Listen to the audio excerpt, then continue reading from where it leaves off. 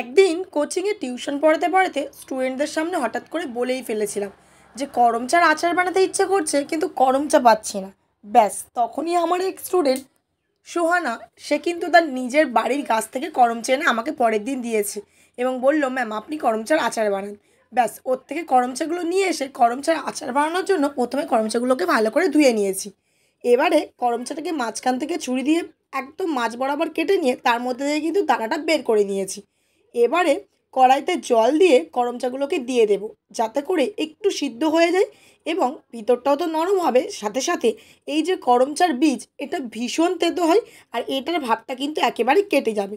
যতক্ষণ করম চাগুলোকে আমি সিদ্ধ করব, ততক্ষণ পাশাপাশি আরও একটা কড়াইতে আমি জিরে মরিচ এবং শুকনো লঙ্কা একটু ভালো করে ভেজে নেব।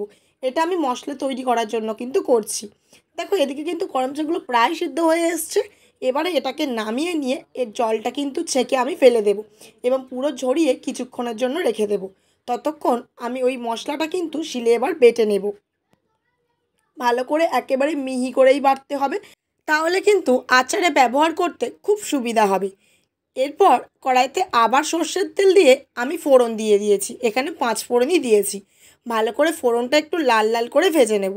এরপর আগে থেকে যে সিদ্ধ করে রেখেছিলাম করম চাগুলো, সেগুলোকে তেলের ওপরে দিয়ে দেব। দিয়ে কিছুক্ষণের জন্য কিন্তু ভালো করে এবার নেড়ে চেড়ে নেব, যাতে পুরো তেলটা করম চার গায়ে লেগে যায়। এরপর সামান্য পরিমাণ লবণ ব্যবহার করব। যতটা পরিমাণ করম চা, ঠিক তার পরিমাণ মতোই কিন্তু লবণটা দিতে হবে, যেন বেশি লবণ না হয়ে যায়।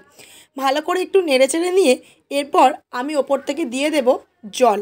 আর জলটা কিন্তু পরিমাণ মতো দিতে হবে, কারণ করম চার আচার কিন্তু একটু বেশি মাখা মাখাই খেতে ভালো লাগে। এবারে আমি ঢাকনা দিয়ে কিছুক্ষণ সিদ্ধ হতে দিয়ে রেখে দেবো। কিছুক্ষণ পরে খুলে দেখব জলটা কিন্তু প্রায় এদিকে কমে এসেছে। এবার আমি ওর মধ্যে ব্যবহার করব চিনি।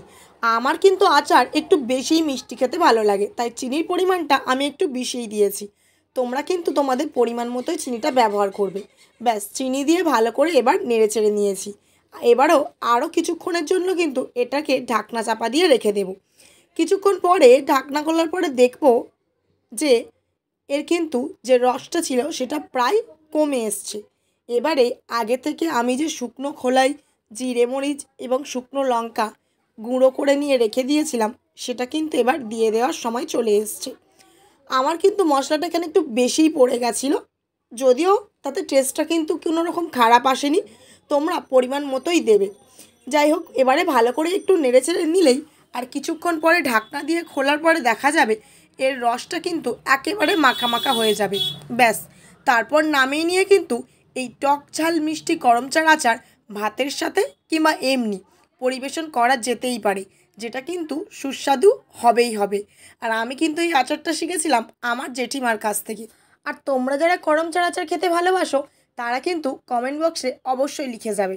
আর আরও এরকম সুন্দর সুন্দর রেসিপি দেখার জন্য যাওয়ার আগে আমার চ্যানেলটা সাবস্ক্রাইব করে যেতে একদম ভুলো না।